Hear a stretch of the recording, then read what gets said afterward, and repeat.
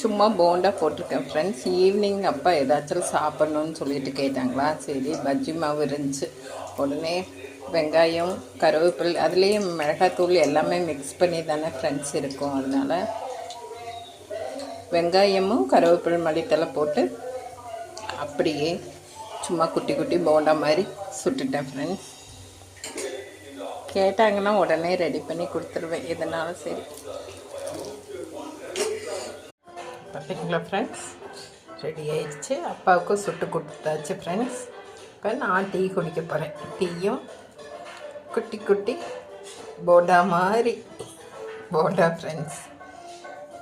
உங்கள் வீட்டில் இன்றைக்கி ஈவினிங் என்ன ஸ்நாக்ஸ் செஞ்சீங்கன்னு சொல்லி மறக்காமல் கமெண்ட் பண்ணுங்கள், லைக் பண்ணுங்கள், மறக்காமல் சப்ஸ்கிரைப் பண்ணுங்கள் ஃப்ரெண்ட்ஸ்.